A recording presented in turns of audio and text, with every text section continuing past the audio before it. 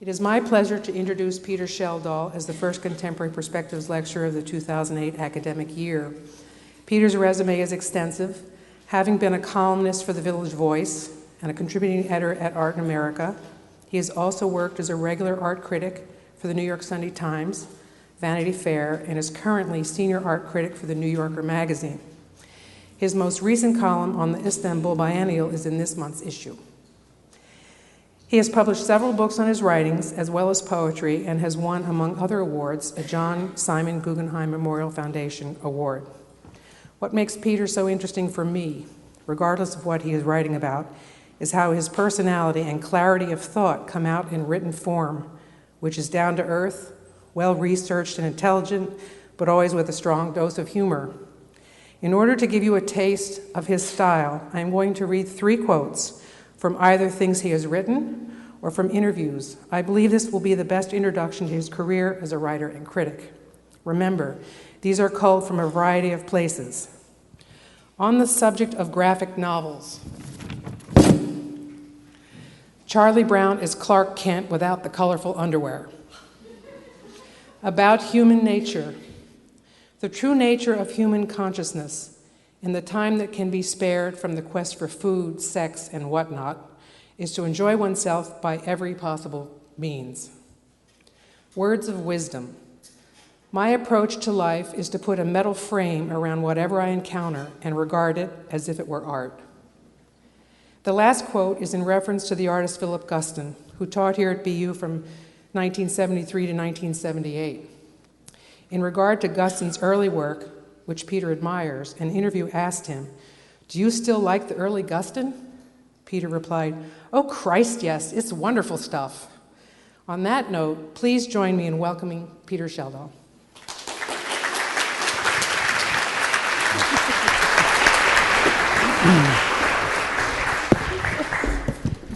Hi. You'll see I'm not using slides, so I wore something nice so you'd have something to look at.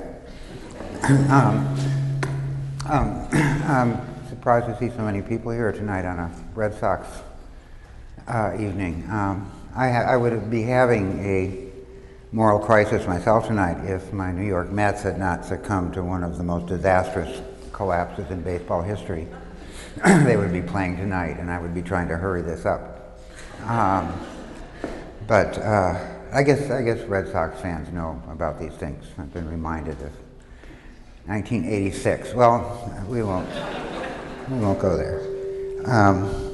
Is this resonating? I mean, I sound like I weigh 500 pounds in my ears there.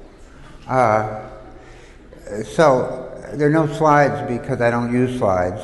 I think slides are junk food that rot your aesthetic sensibility, and that it's preferable, if you can't look at a work of art in its bodily form, it's probably better just to hear about it.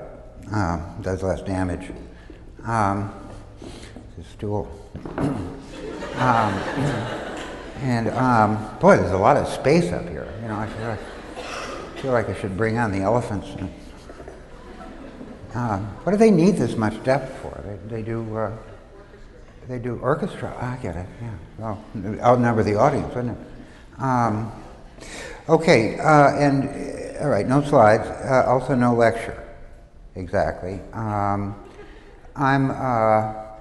for 40 years. For the 40-some years, I've been an art critic.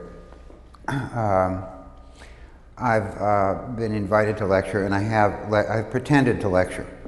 I don't understand lectures, maybe because I'm a college dropout. I mean, I have a high school diploma, and that's my highest academic achievement, and I think I slept through most of the classes I attended. So, but it's like I understand writing, and I understand talking. Lecturing seems to be somewhere in between, and the weakest form of either. You know, it's like sloppy writing and tight-ass talking. You know, that, and you add slides, and it's better than Ambien. You go right to sleep, right? So and I went through, by the way, although I will seem unprepared, I have in fact agonized for weeks about this appearance. That does for you, I don't know what. But I thought I'd read something, and then we would talk. The question and answer periods is always my favorite part, so I think that'll be most of the evening. My answers will be so long-winded, they'll seem like lectures. And by the way, it doesn't have to be questions. It can be comments. It can be attacks. I'm from New York, that's fine. We're used to that.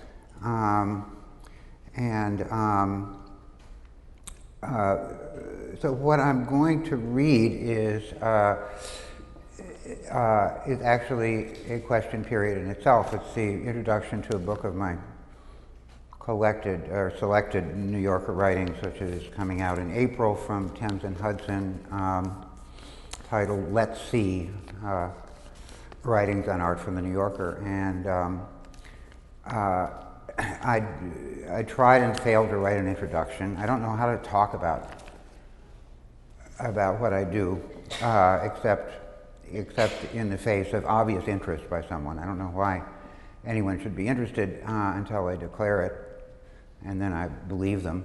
And so I had recourse to an interview format, a rather brilliant one that's been devised by the English critic and curator Matthew Higgs, who's used it. It's 20 questions, each from a different person.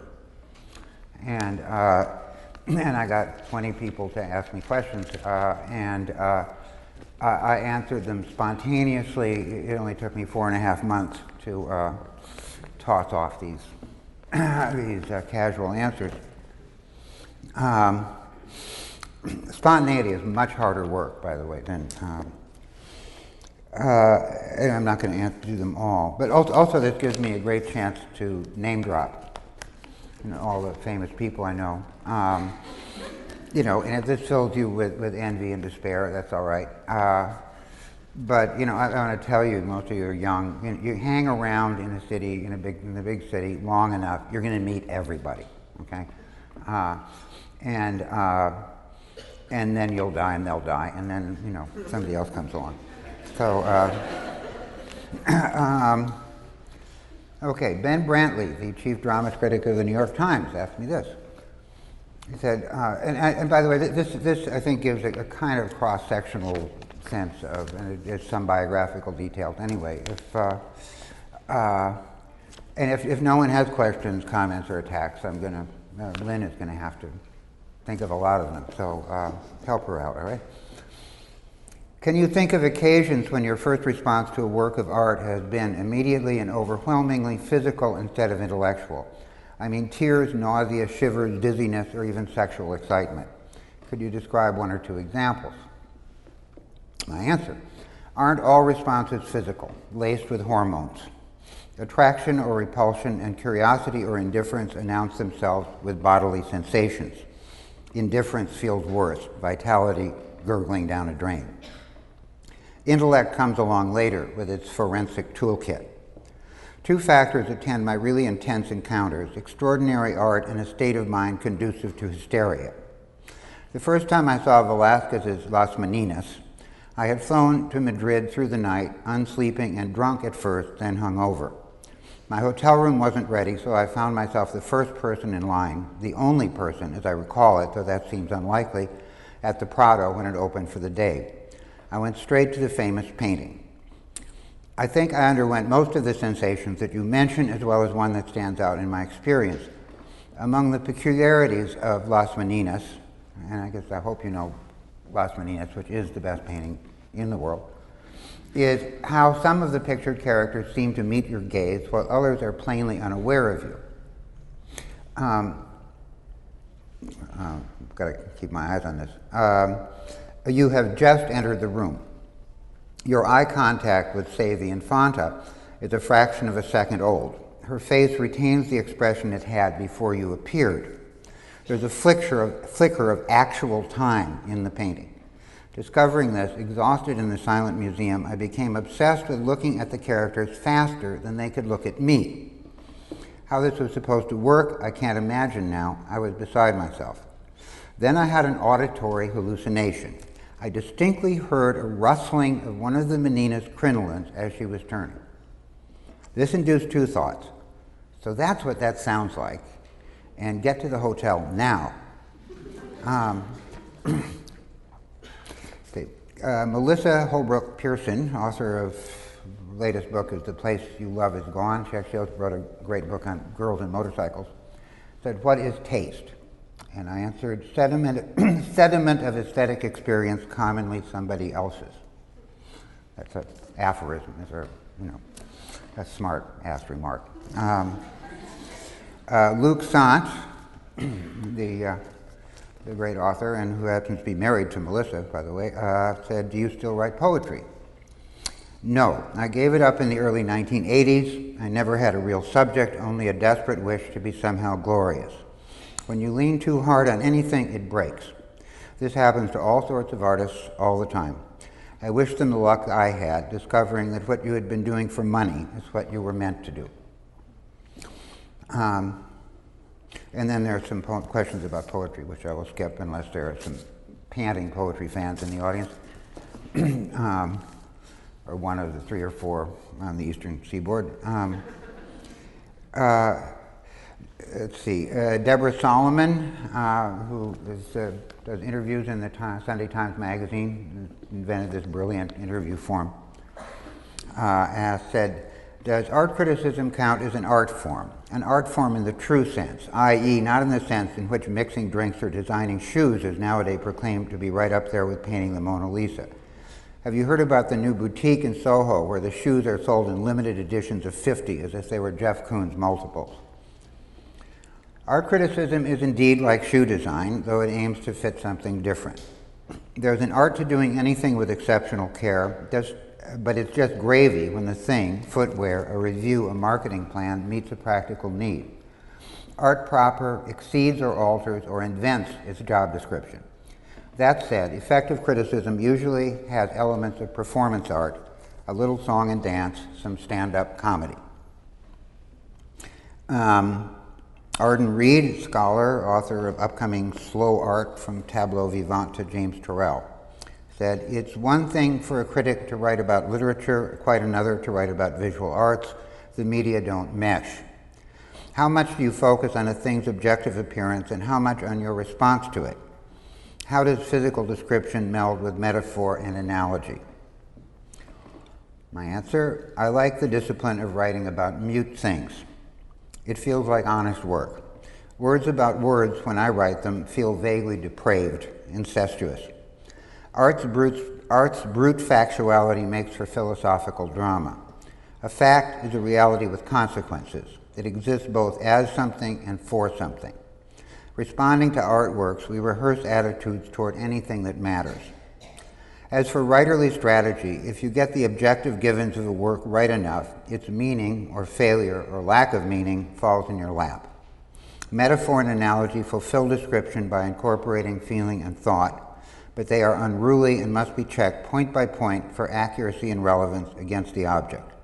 I want to say the most interesting and entertaining things that a work lets me say and nothing that it doesn't. Dave Hickey, the great critic, writer, intellectual philosopher, king of Las Vegas, asked, could you cite the emulatable virtues you find in some of your role models? And I answered, Charles Baudelaire's hyper-alertness to consequences of the aesthetic, Guillaume Apollinaire's devotion to quickening art talk, Edwin Denby's rigorous noticing. You may not have heard of some of these people, not my problem. Fairfield Porter's studio sense, Clement Greenberg's crust, Frank O'Hara's allergy to other people's ideas, Thomas B. Hess's suavity, Red Smith's valor, parentheses, writing is easy, I just open a vein and bleed. Roger Angel's insatiable vicariousness, and Dave, your melodious penetration. Jack Mankowski, editor-at-large of Art Forum, said, I am curious about who you read. A colleague once said that I was the only person he knew who read both Rosalind Krauss and Peter Schjeldahl with equal enthusiasm. Do you have any enthusiasms that might come as a bit of surprise to us? Writers, perhaps unlike you, who in their own way seem exemplary and mean something to you? Okay, I read very few contemporary writers with enthusiasm, the feeling that a stranger has written with me alone in mind. I think that's how we feel about writers we really love. Though many with respect and some with affection. Nor do I read intellectual heroes of mine like Baudelaire and William James that way, but with held breath tension, straining toward their levels of intelligence and integrity. A state that has been induced in me also, incidentally, by writers uncongenial to me, including Krauss, whose ways of thinking affect the climate of criticism. If you don't consent to understand a little on its own terms what you dislike, your love loses muscle tone. Poets aside, writers who fill my sales tend to be novelists and essayists, usually long dead. On the couple of occasions that I've led writing workshops, I assigned 3 books: Jane Austen's Persuasion, W.H. Auden's The Dyer's Hand, and Raymond Chandler's The Big Sleep. I won't try to say why that would violate the terms of my intimacy with the authors. Jerry Saltz, who I think was a big hit here last year, as he always is. He's a dear friend. Now I got to change this. He's now the critic of the New York Magazine, not the Village Voice. Cite 5 works or shows that changed your life and 5 during your career that changed the world. Okay. 2 epiphanies in 1965 in Europe, where I was passing a dismal year as a semi-starving poet, fated me. The first was brought on by Piero della Francesca's fresco, The Pregnant Madonna, in a cemetery chapel in Monterchi, Italy, and the second by a show of Andy Warhol's flower paintings in Paris. The Piero converted me to adoration of art, the Warhols to adoration of art in the absolute present. Since then, I've had red letter spells with all sorts of things: movies, theater, dance, music, and books, perhaps as strongly as artworks, though not as often. I'm not paid to seek rapture in other mediums. To complete the list, Willem de Kooning's watershed painting, Pink Angels, 1945, which in his 1967 MoMA retrospective became my personal totem of cosmopolitan American triumph and sass. Cindy Sherman's show of centerfold self-photographs at Metro Pictures in 1982, the breakthrough of the era's most original artist, which convulsed my thinking about pictorial rhetoric and uses of beauty. And Rembrandt's Flora, the one in the Hermitage, a revelation of ordinary love in majestic paint that at the Met in 1988 cured me of art for solely art's sake. As for world-altering occasions, the first 3 of the 5 that leap to mind have in common that I initially resented them. They wrecked notions of mine about how art stood and would stand without immediately providing compensatory pleasures. Of course, I adjusted.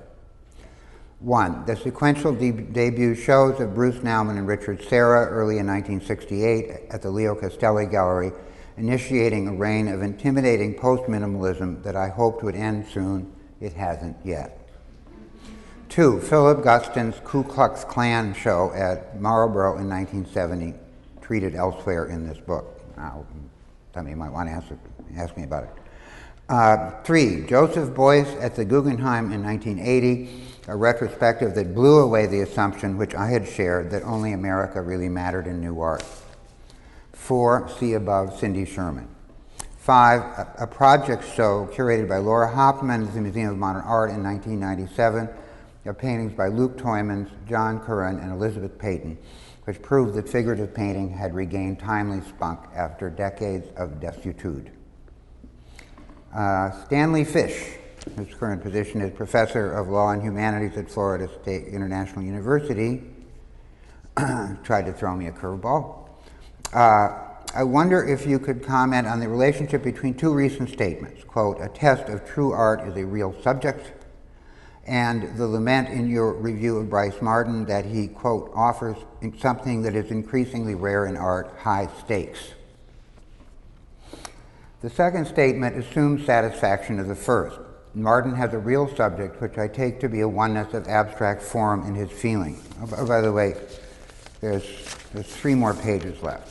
I'd like to know that, because otherwise I'm straining to see, the pages in somebody's handbook. Anyway, anyway, alludes to a situation in art in the world. Given that a painting is good, does it matter? Art used to seem a mirror and power source for cultural ideals and developments.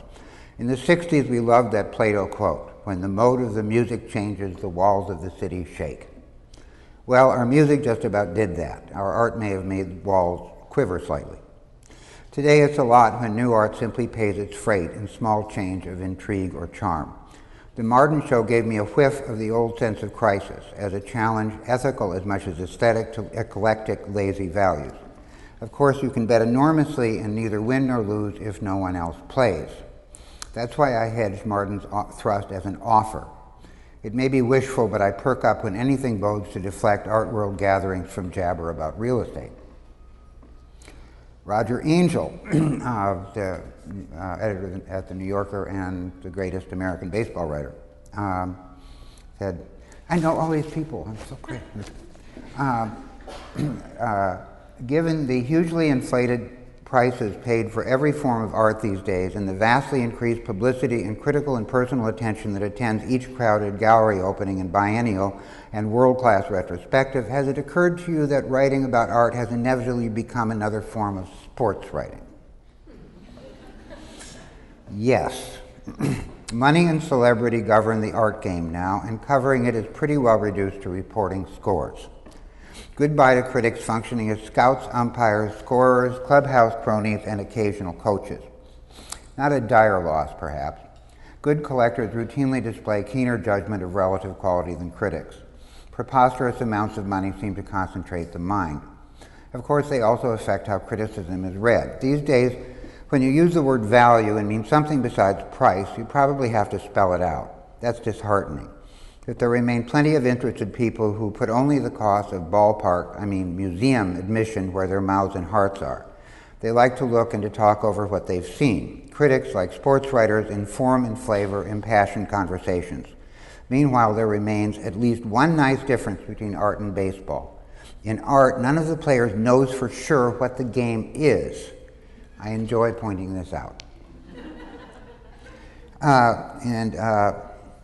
This is a feather that fell off the key ring of my apartment here that I'm borrowing. I don't know. That was charming. That never happened before. I think that. Let's see. Lynn Cook, curator, Dia Art Foundation, said, "You once said that naivete is the holy grail of artists. How is this still possible given the current art world, which is ineluctably, quote, the apparatus the artist is threaded through, to borrow a phrase from Robert Smithson? Everybody a Parsifal. I conceive of the artist's naivete as mulish resistance to all reasonable or righteous explanations of how things are or should be. Blinking in the face of the world's certainties, the artist thinks, even so, ... Anyone might, but with far less at stake. Baudelaire called the artist a child who has acquired adult capacities and disciplines. I think it's self-evident. Artistic temperament sets in at an early age, though it may not be realized until later, if at all. Only fools and dilettantes deem it a happy fate. Unlearnable, the vocation of art entails idiosyncratic strategies for learning, toward unclear but peremptorily felt ends. Sincerity and belief in something are indispensable, never to be compromised, but they are perfectly consistent with sophistication and even guile. A spy, always in enemy territory, the artist must be cunning to survive. Smithson's remark is deliciously sly, coming from a dinosaur-loving, religiously obsessed New Jersey kid who made up mutations of both art and the art world as he went along to suit himself. Marion Goodman of the Marion Goodman Gallery, my favorite gallerist, dealer, said, you have been a critic through 4 or 5 generations of artists. I wonder how it all seems to you now, looking back. I think of the book by Tom Brokaw, The Greatest Generation, about how the time of the Second World War produced great leaders. That was certainly the case in art. Can you talk about changes since then? Intellectually, I shun myths of decline. The present is always the best time, by dint of being the only time there ever is. But like everybody else's, my heart has its tragic tale. My greatest generation straddles Brokaw's in ways that I realize only now. My father fought in that war. He got a medal, but scorned it. He said he hated the Germans less than his officers. I grew up with a double romance of patriotism and insubordination. That wasn't rare in my war baby, a tick older than baby boom generation cohort. It tore many of us to moral shreds in the 60s. The abstract expressionists, when I discovered them, seemed to knit those extremes, giving me intimations of wholeness that fired me with nostalgia for a time I hadn't known. In the 60s, that synthesis split into pop, democratic glee, and minimalism, democratic anomie. I shuttled between them to visit parts of myself. I hung around some of the tough-minded, experimental, hermetic scenes of the 70s without enthusiasm. They daunted me. I even tried quitting art criticism, but found myself really suited for nothing else. Being a college dropout saved me from teaching, and saved teaching from me, I might add. The early 80s revival of painting and public sensation aroused me. I saw great promise in the moment and a role for myself in promulgating it. Its disintegration taught me a lesson in humility. I was bored by the installational, make-believe political 90s, but by then I had ceased looking to new art for redemption. The recent sprawl of plural styles is fine with me. It affords lots of options for criticism. But yes, Marion, we will not disbelieve that there once were giants. Ann Philbin, director of UCLA Hammer Museum, you have closely observed several generations of artists. Do you think that things have changed for women artists, or are they still at a disadvantage compared to their male colleagues? Leading artists are still mostly male and overwhelmingly white. Oddly enough, for a nest of liberals, the art world is mystically conservative. One reason is compulsive responsibility to past art, which preserves old values. Consider avant-gardism, a legacy of boys' clubs in which women and minorities to register have been expected to enter pleas for their special identities. Concern for identity is murder on artists. Art, Gertrude Stein observed, is a pursuit of entity that succeeds, quote, while identity is not. That changes for nobody. It takes time for new values to seep down to the water table of full-strength tradition. This is happening. Rather suddenly, most of the freshest painting these days is by women. Another generation or two should suffice to retire the question, at least in the United States. Europe is still tough for women. And other parts of the country, other parts of the world are impossible. This collection showcases, this is Christopher Knight, chief art critic of the Los Angeles Times, this collection showcases your abundant virtues as a critic and a writer, so what are your vices as a critic and a writer? Shh. My detractors have enough ammunition already. I'll cite just one outstanding frailty, short-windedness. My muse won't play except at standard column lengths. I can manage a bit more with the right subject in a tailwind, but north of 2,000 words, I start to lose all sense of structure and seize up. I've tried writing books, other people write books. What can't be said swiftly seldom gets said by me. I'm going to skip one question. Okay.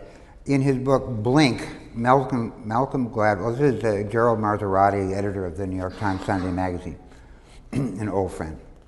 In his work, Blink, Malcolm Gladwell writes about rapid cognition, about the kind of thinking that happens in the blink of an eye.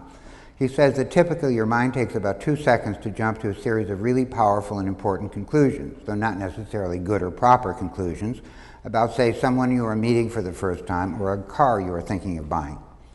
What do you learn about an artwork you've never seen before in the first 2 seconds? And what do you do as a writer to capture in prose what you have intuited and to get beyond that first impression if your critical faculties impel you to? Thanks for making me feel like a fish out how it swims. And I haven't read Gladwell, but here goes. I think I don't get beyond my first impressions of artwork so much as rerun them, having second and third first impressions, if you please. Unlike people and car salesmen, art stands still, all there, all at once. It doesn't alter, we do. Most artists understand that their work's effects should be permanently instantaneous. Parentheses, those who slow viewing down or trip it up are special cases. Chardin, early Cubism, Marcel Duchamp. Mistakes are part of the experience. They aren't even mistakes necessarily, but supplementary information. Say a painting reminds me of de Kooning, and the comparison goes nowhere. I drop the idea, but remember it. Saying how the painting is not like a de Kooning may be a useful way to talk about it later. First impressions are always cluttered with associations. We can't immediately know anything except in terms of what we already know. Wallace Stevens wrote, "Sight is a museum of things seen." So I look again, each time with less thought, letting the work's strangeness, if it has any, if it doesn't, I'm gone, take over. Then it's a matter of how many relooks are required to reach the work's bedrock of fact where its meaning resides. In the best instances, I am reduced to alert, receptive, immaculate stupidity. And then Steve Martin, author and performer, and art collector, is there a process you use, whether analytical or emotional, when considering, don't you wish Steve Martin was up here instead of me? Is there a process you use, whether analytical or emotional, when considering unfamiliar or new works of art? Yes, in hard cases. If I strongly like or dislike a work, I simply argue for my response, finding things to say to win your agreement. That's straightforward. Art that doesn't excite me, either way, demands a method. Call it second-hand narcissism. I ask myself what I would like or dislike about a work if I liked or disliked it. Or else, putting myself in the place of the artist, I wonder why I would have done that if I did it. I build a lawyerly case that justifies the work's existence, character, and consequence. I take professional pride in being able to do this, just not too often. Nothing ruins a critic like pretending to care.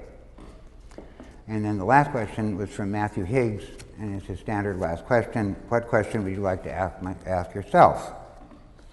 And it is, Peter, what are your loves? My family, a number of people, most of whom know who they are, baseball, and fireworks. The ones I set off with help from friends at our annual 4th of July party in Bovina, New York. Reader and audience, you're invited. Bring a dish. Okay. And how long did that took a long time. I didn't realize it seemed like it would be short. But,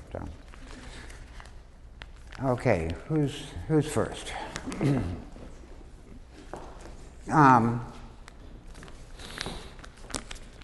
By the way, dumb questions are very welcome. I like them best. You know, I mean, that I learned how to use this mic. They sent down a little note. You have to hold it right in front of your. Well, you know something, Lynn, rather than do that, it's much more spontaneous. I will repeat the question. You will? Yeah, Perfect. Let's do it that way. Give me the question right here. But, okay. Why did you say you hope post-minimalism will end soon? In 1968, I did, yeah. Why did I hope post-minimalism would end soon? It seemed to take, what?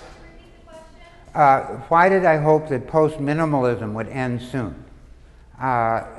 Because it took, well, it was in the 60s the art world blew open. First of all, I mean, when I first arrived I was there in the early mid-60s. It was still a very small world. There was like, a few galleries on Madison Avenue and a few on 57th Street. That was it, And by the way, painting was. By the way, when you said art in those days, you meant painting. It was they meant the same thing, And if you meant sculpture, you had to say sculpture. You meant photography, you said photography. But art was painting. That changed under post-minimalism. Well, minimalism and then post-minimalism as sort of a ratification of the minimalist revolution. Really, I mean, pretty much eliminated painting and certainly created an institutional kind of setting and culture for art, which I mean, now, what do you mean when you say art now? It seems to me you mean a dotted line around a zone, within which things are art and outside of which they're not art yet, or not until this afternoon. And so, I mean, I had come up with intense feelings for particularly painters and sculptors, and that smaller scale, situation, and the sort of pop revolution around Andy Warhol which was still kept, you know, the kind of smaller institutional and commercial kind of theme. So I just felt everything. Also,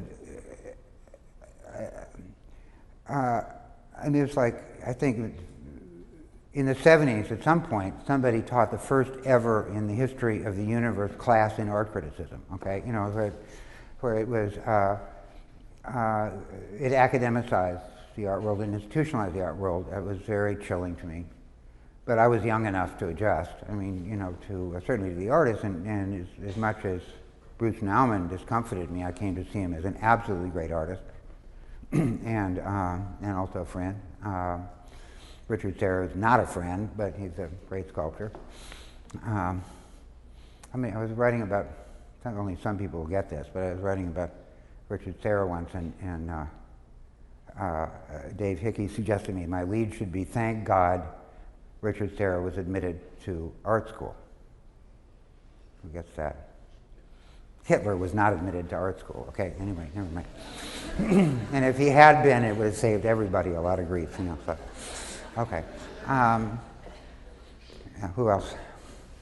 Yeah. You mentioned certain critics. Has Meyer Shapiro been important to you? Meyer Shapiro been important to me? He was a great art historian, scholar, held forth at Columbia for many years.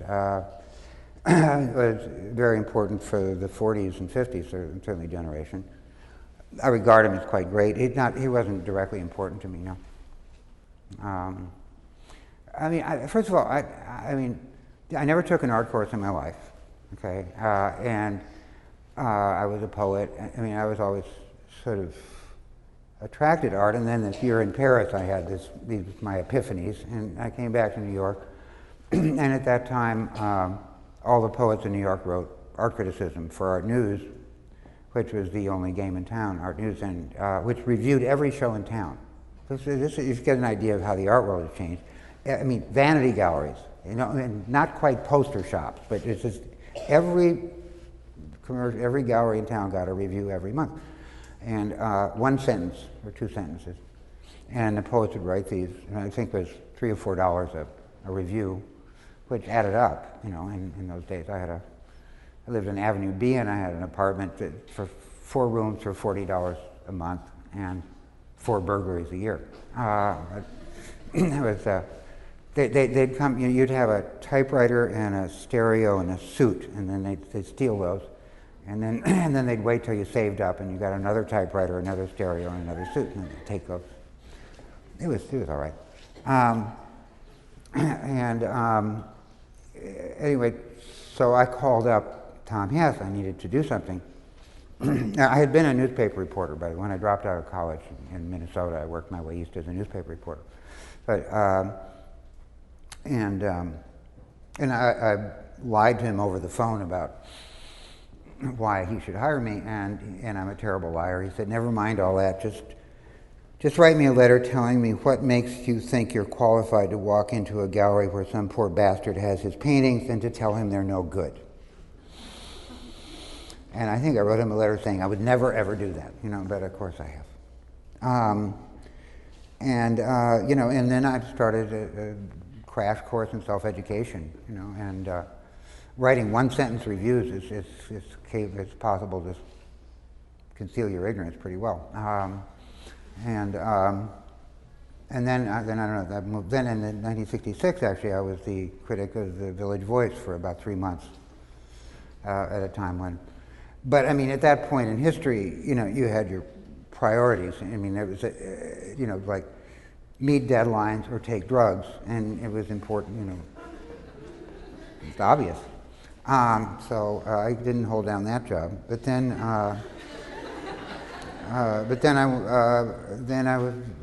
was a great editor at the Sunday Times, New York, the Arts and Leisure section of the New York Times, which nobody remembers was a very serious and strong publication up until about 1975, and who liked me, and he was sort of fatherly to me, and you know, so took me in hand, and I wrote essays and, you know, bi-weekly essays in the Times, and I also wrote about movies and rock music and television and other things.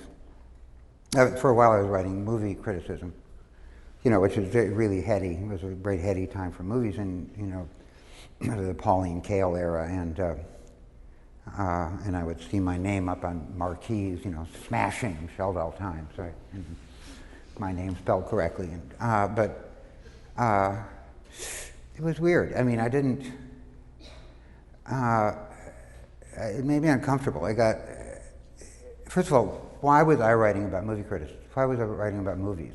Why wasn't somebody else writing about movies? I mean, this is, in this culture, we're all movie critics, and it's like, there's a kind of arbitrariness to who's actually got the byline. Also, there's nothing wrong with the movies. I mean, the movies don't have any problems, really. I mean, it's like, you've never seen a headline, "Are the movies coming back?" Right? It's like, they're a completely successful art form, and criticism is about problems.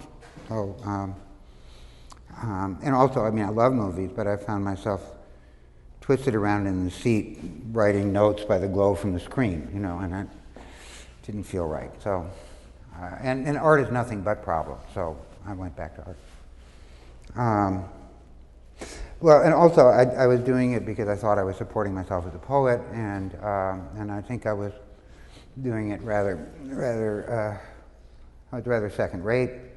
I think I had a piece of biographical good luck. I think for about 15 years I was an art critic in New York, and not taken terribly seriously. I was kind of a nobody, which meant nobody wasted energy being cagey with me. So I was just Peter, and I was hanging out. Hanging out with artists, drinking with artists, sleeping with artists. It was the 70s, and it was a tremendous education. It was at a certain point, my relationship. I mean, the relationship between artists and critics are always neurotic in any level. That's like two vacuum cleaners facing each other, wanting things they don't have to give anyway. I could tell stories.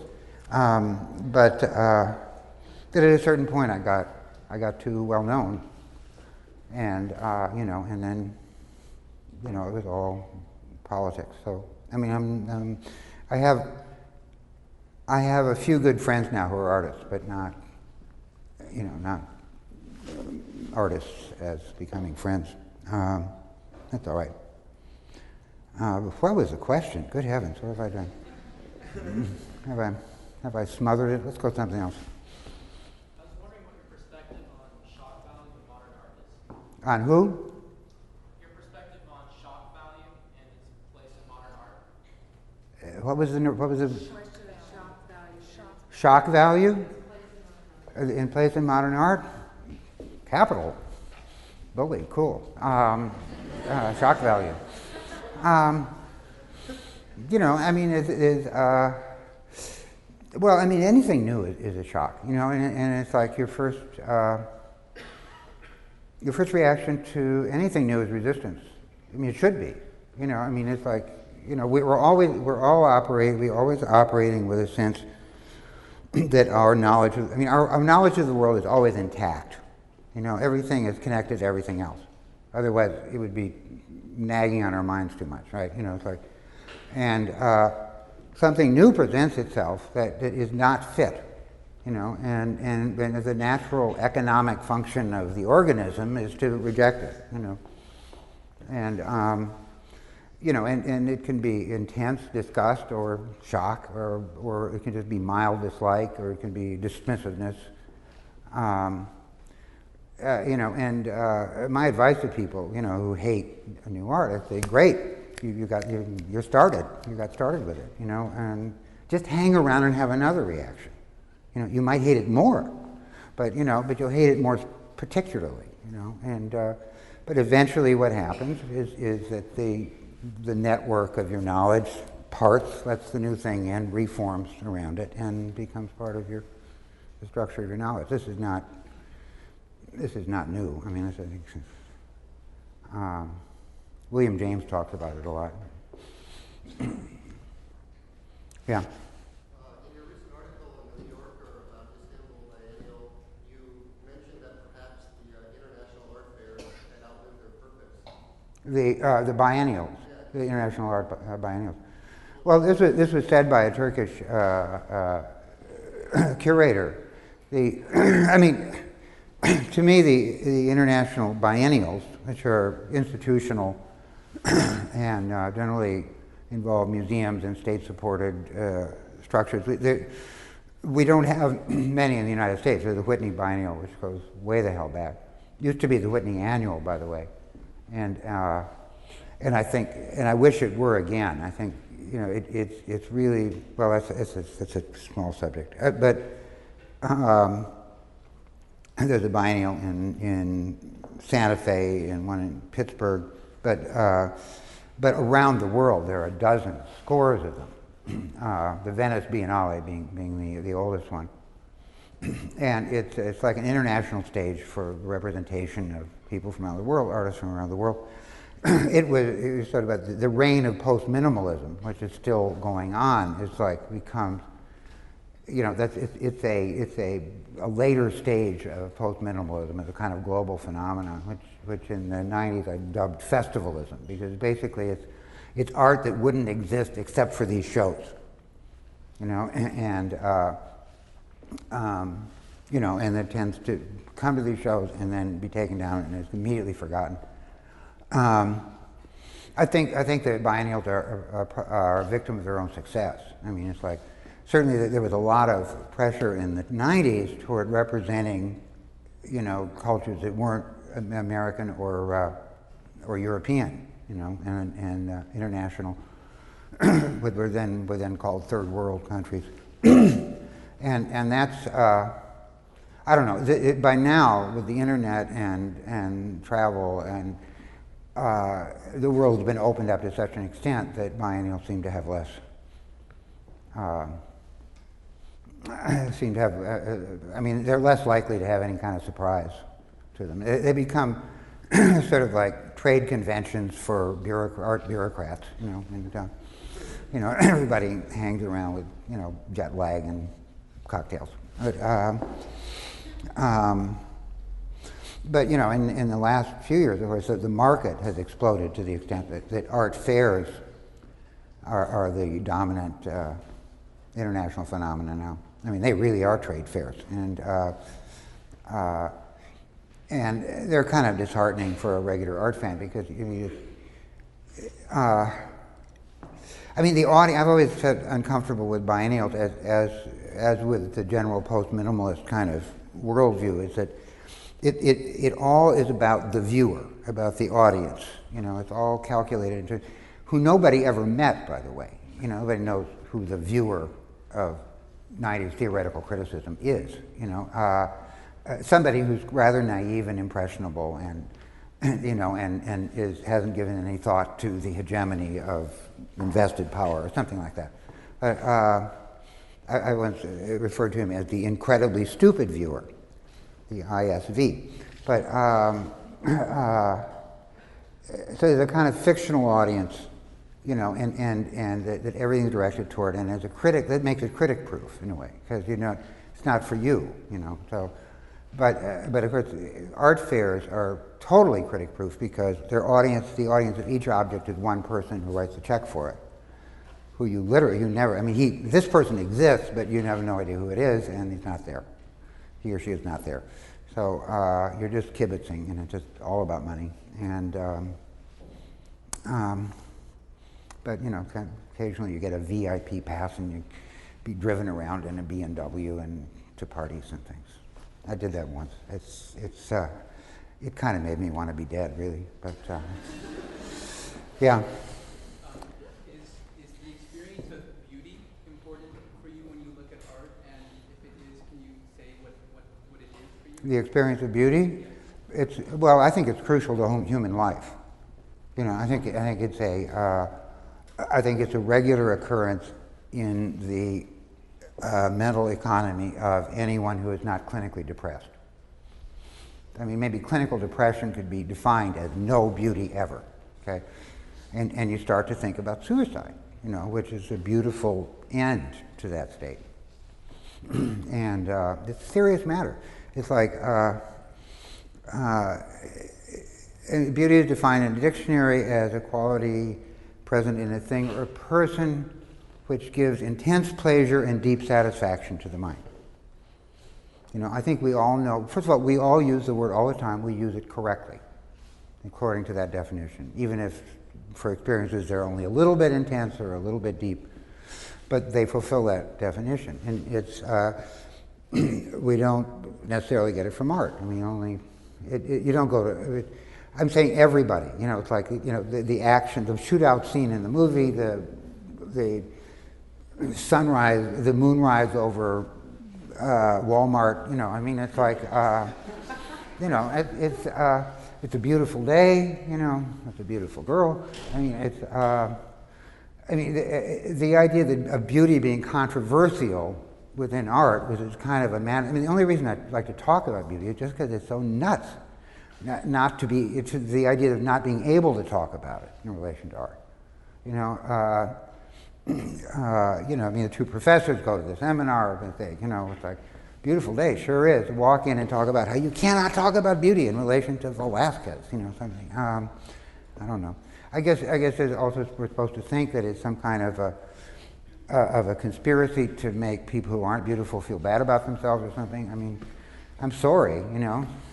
Some people are beautiful, you know, and some aren't. Some people are rich and some aren't, and, you know, and I've got my problems too, which you don't want to hear about. So,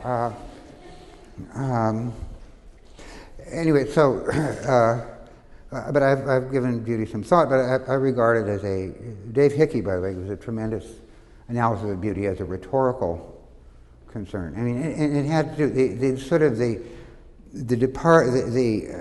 sort of de-emphasis on beauty in the 20th century, you know, had to do with the changing kind of audience and function for art.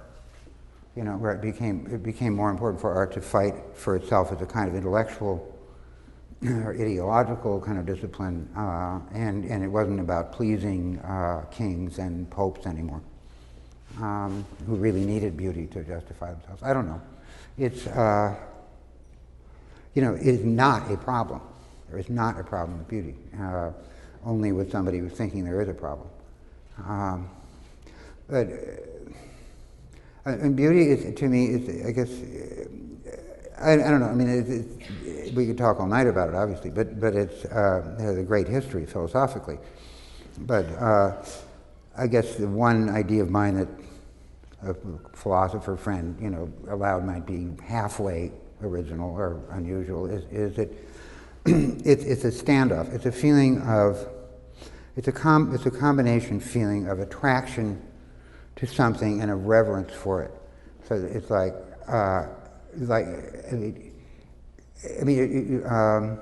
glamour would be pure attraction. You want that. It's the sizzle on the steak, okay? You know,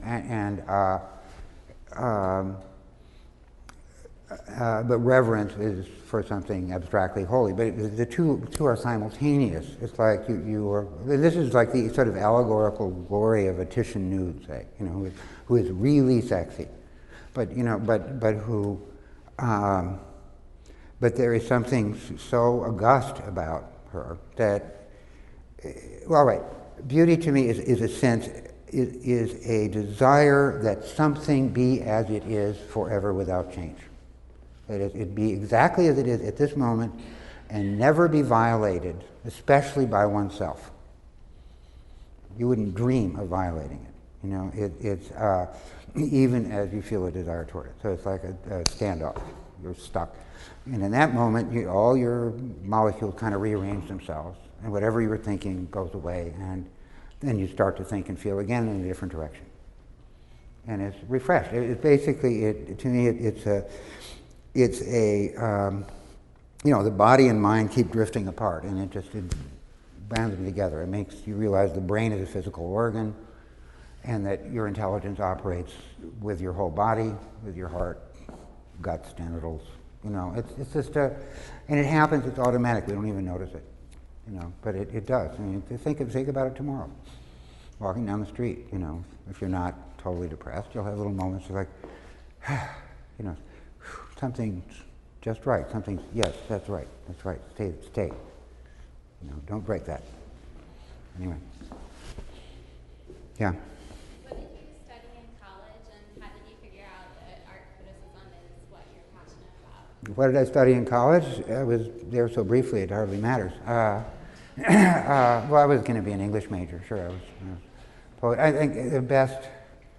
I had one incredible teacher in college who was a professor of 16th and 17th century English poetry, and who was an old guy and nobody paid attention to him anymore. But I just conceived a passion for his subject because he really cared. He really loved this stuff. He had given up trying to convince anybody of it years ago. And I remember him taking me aside and saying, "Peter, I've heard you're failing your other classes. You got an A+ in this class on the second session. So, please just, no, I wouldn't hear of it." Anyway.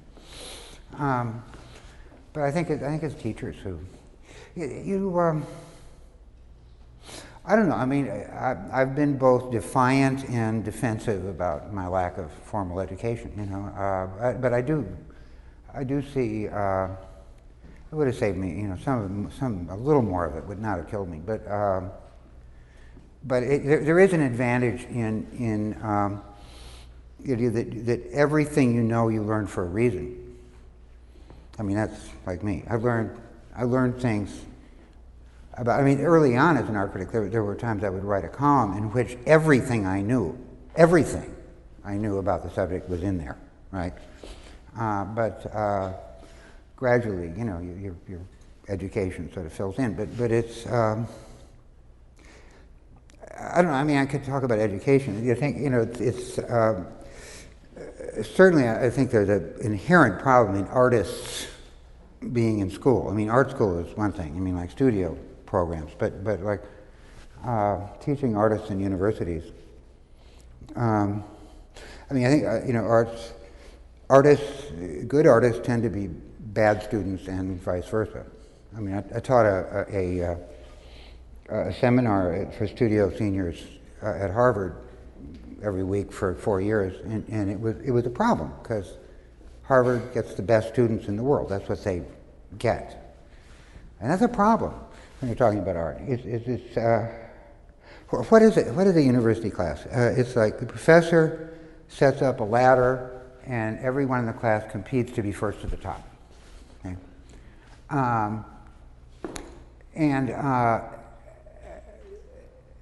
But think there are artists in the class. It's like, of course, there's two people in the front row, smart as hell. Everybody knows they're going nowhere, right? Then there's somebody in the back. There's somebody in the back row with the hangover and the tragic love affair, who doesn't say anything, and everybody in the class knows this person has got it, whether it develops or not. Okay, and the normal class flunks that person, gives these people A's. I developed a theory for my seminar, that was that worked some years and not others, but it's gang theory. What is the natural educational formation of creative people? It's the gang. Well, first of all, gang is a normal phenomenon in American culture, certainly. We're intensely generational, this culture. But what is a gang? A gang is a group of people, each of whom has felt alone in the universe and a misfit, and wanders out to the edge and they discover each other. Misfits meet. Okay. Now, if all they have in common is that common alienation, they can be very dangerous. Call the police. Okay. But if they have an aspiration in common, nothing can be more creative or unstable or volatile. But it's like in a gang, and I think most artists who have in their careers, not necessarily all good artists. All artists have been in something like a gang. And in a gang, briefly, by the way, I would sort of tell this to my students. One thing I didn't tell them is that if they formed a successful real gang, a really creative gang, that would get them from school out into the world and follow them out in the world, within 3 or 4 years, they would not be on speaking terms with any of them, okay? It's, and maybe have a reunion in 30 years. But it's like, you know, why do rock groups break up? Same thing. Okay, in a gang, everybody knows who's best. Okay, everybody, you don't have to say it, right? You just know it. Who's the alpha? Okay, everybody knows who's second best. Who's the beta?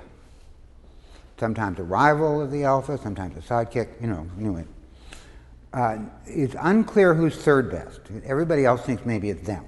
Okay, except for one person who is absolutely hopeless, but as a mascot and scapegoat is the most important person in the gang. The Salminio role, right? You know, it's like, you know, Sammy, you can't paint, okay? But you know, but he's crucial. Gang are extremely competitive, but not with each other. That is, they pool. The most important thing gangs do is pool information. So everything, anything that anybody knows, everybody knows. Outside the gang, they kick butt. I mean, they're very hostile and aggressive and defensive with the rest of the world. Actually, they can be very hard on each other, you know, except when non-gang members are present, and then they do this. And you know, and I hopefully, with a hopeful spirit, refused anybody, no guests in my seminar. Right? It's like everyone had to feel safe. And a couple years it didn't matter because no one gave a shit.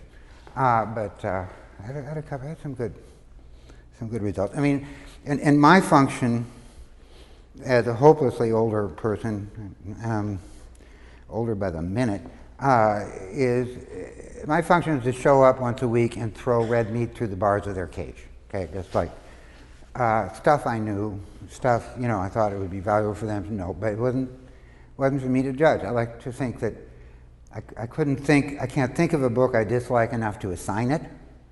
You know, I mean, I think books I was assigned in high school and college, you know, I think I've started reading them in the last 10 years finally. You know, I was so turned off by having to read them. And so I've discovered some wonderful classic books, you know, that were still waiting for me, you know, and it was great. But, and of course some kids took this as a complete permission to do nothing, which it was, you know, and others were kind of exciting. But anyway, boy, that was a long answer to a question I've forgotten, but let's just move along. Yeah. Do you think you have to be an artist, and to what extent do you have to be an artist to be a good art critic? Do you have to be an artist to be a good art critic? Yes. Well, I think you specifically have to not be an artist. There have been artists who have written good art criticism, but I mean, I like to say that, you know, I've painted enough to have awed respect for mediocre painters, you know. I mean, it's really hard, you know, and but I think, I don't know, I mean, I sort of swear by Oscar Wilde, who wrote an essay called The Critic as Artist, where he said that basically, well, first of all, any artist without a critical function, without a critical faculty, is going to just repeat him or herself and never become to anything. But he did say that precisely that a man cannot do a thing makes him the proper judge of it. That is, he has no investment in it. It's like, first of all, anyone who's any good at anything, really, I mean, the better they are, the less they can imagine anyone else doing it differently. It just seems insane to want to do it differently than they do. And, you know, and even if they have the good manners not to come out with that attitude, it's in there. And, you know, mediocre artists are fair-minded and open, you know, and anyway. No, I think, as I said, there's a little bit of, I mean, art criticism is kind of an art. It's a secondary art. I try to do it well. Oh, by the way, I didn't finish the story. You know, by the end of the 70s, I had tried to quit art criticism, and then the poetry kind of died on me anyway, and so I decided to try to do art criticism as well as I could, and that was I think I sort of date my, even though I was an art critic since 1965, I kind of date it from 1980. Yeah, thereby relieving intense curiosity. Yeah, who's in the back? Yeah. So there's a gallery in the South End in Boston that has interesting art being exposed right now. It's a room that's empty. It's about the size of this room. It's white walls, white ceiling, white floor, and the lights come on and off every 5 seconds. Oh, that's that English guy, Martin Freed. Is it? Yeah.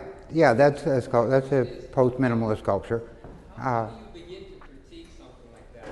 Is it possible for you to go in and provide a universal critique that has universal appeal for something that is so subjective? Is it possible if there's Subjective. I think it's pretty damned objective. And the light going on and off. This is the thing. This is like an empty room. The light goes on for 5 seconds, goes off for 5 seconds, on for 5 seconds, goes on and on. I guess it's like, I don't know if they turned it off altogether at night or just let it go around the clock.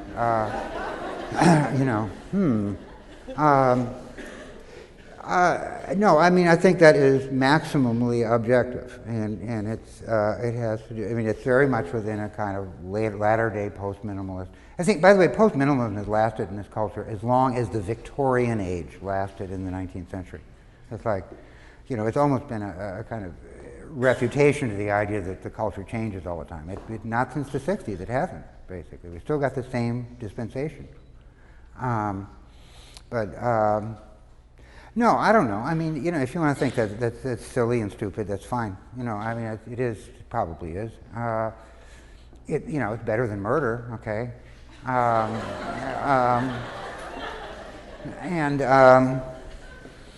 it is, I guess, I think any first-year, theory student could run the boilerplate on you. I mean, it calls attention to the institutional structure, and I mean, it's just a little clever. I mean, what are museums? I mean, they're rooms with lights on, right? And the lights, lights, okay? One without the other, no good, okay? Got them two together, you got a museum. Walls, lights, room. So you turn the lights out, and it isn't a museum, I guess, and then it turns back on, and it is a museum. And I mean, it's a little Alice in Wonderland. It's and it's not hurting anybody. So, yeah. What was the last beautiful thing you saw? The last beautiful thing I saw. Oh. Well, I see. Actually, I will buy time for myself by quibbling philosophical. I don't believe in the existence of beautiful things. I believe in experiences of beauty. That is. I mean, I think we can, for convenience, talk about beautiful things that tend to cause an experience of beauty in anybody who sees them, like the Chartres Cathedral or something. Or I was just in Istanbul and saw the Süleymaniye Mosque by the 15th century architect Sinan, who I never knew anything about before my trip and am now absolutely obsessed with. It's one of the most incredible buildings in the world. Actually, that mosque, and it was like the week before last, is probably the last thing that absolutely knocked my shoes were off anyway because you have to take them off. But it absolutely knocked me out. And it felt like it really rearranged my thinking. I think there's actually, I remember last night walking in the neighborhood where the apartment where I'm staying in, and seeing the lights, the Fenway Park lights, and the sort of cornice, and they were on, and it was still a bit of the light in the sky, and there was a cornice of a building, and it just seemed like, oh, yeah, it's wonderful, just perfect, it's like, yes, that, and then I just kept walking. I don't think I even stopped, but it was like a little thrill and a little kind of agreement of the mind with the organism, I think, anyway, it's just not a problem. Go. You talked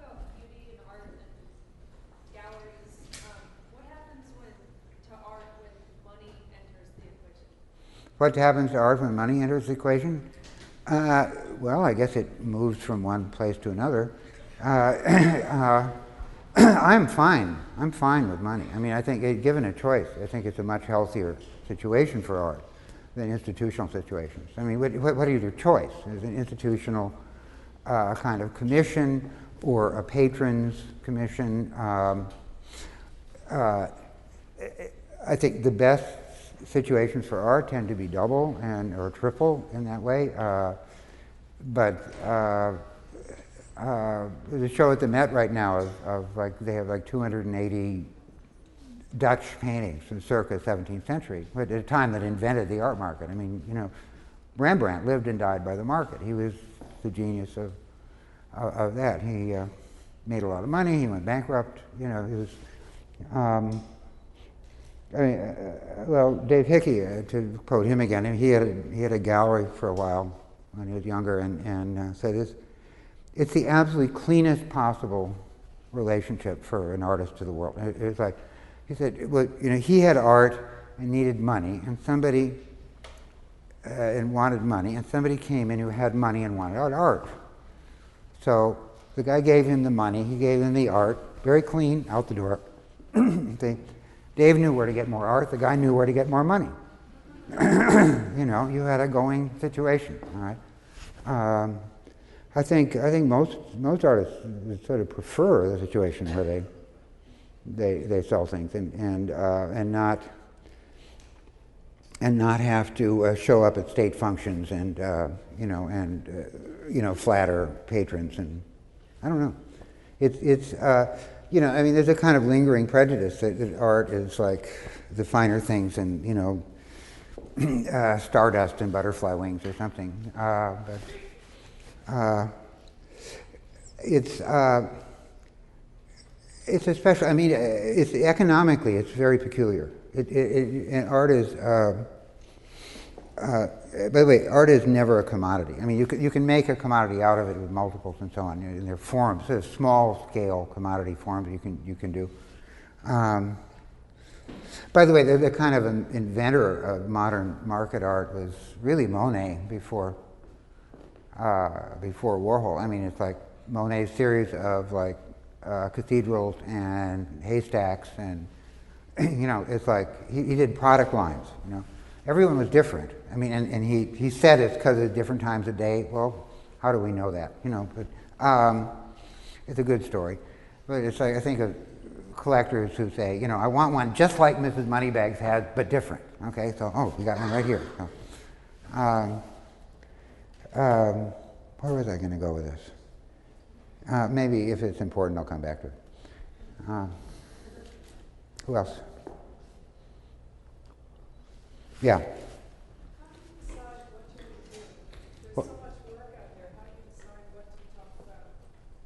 How do I decide what to talk about? Whatever will make the best piece of writing. Whatever will make the thing that people want to read.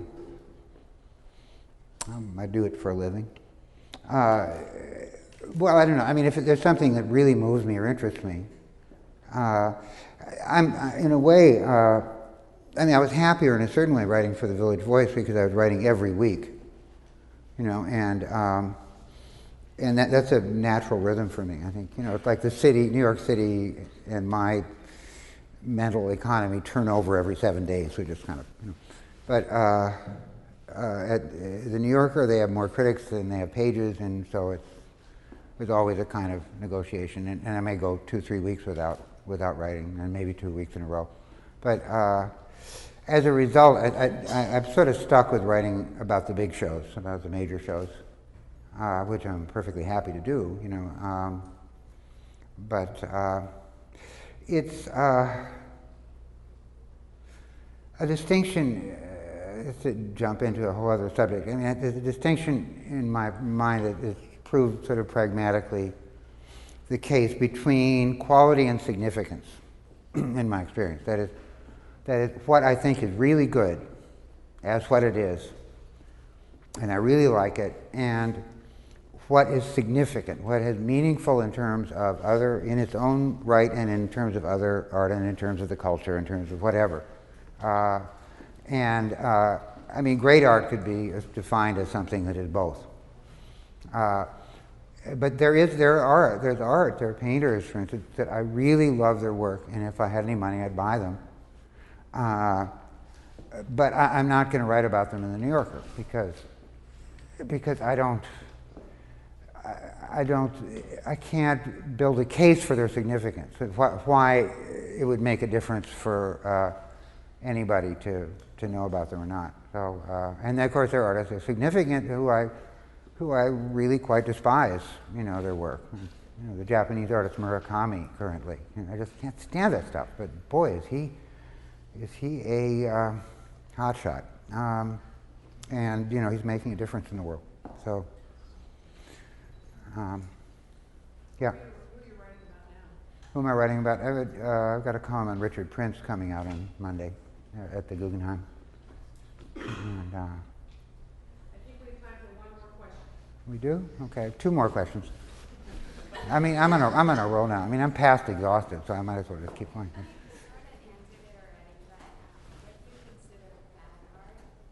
What do I consider what? Bad art. Bad? Bad art? What do you consider bad food? It's, it's, yeah, no, I mean, I think it's a judgment, good, bad, but it's always, in any intellectual or creative or imaginative project, it's conditioned by different things. It's like, I mean, things can seem bad because in terms of the expectation you have for that. You see a painting that's got ugly color, and you think, well, that's bad. But then you look at it some more, and the artist knows the color is ugly, is using it in a particular way, which is good.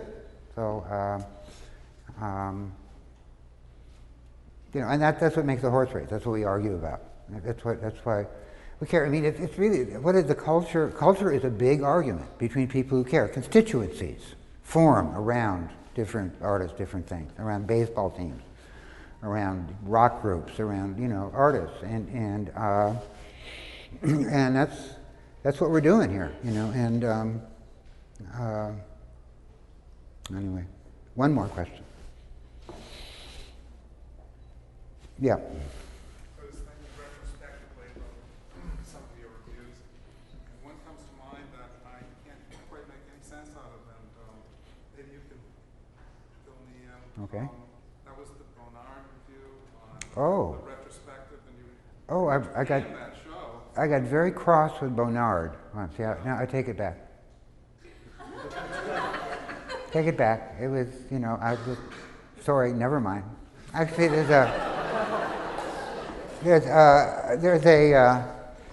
I mean, I could say some of those things again in a different way, but it's like, actually, I think, all right, what is a journalist's greatest fear?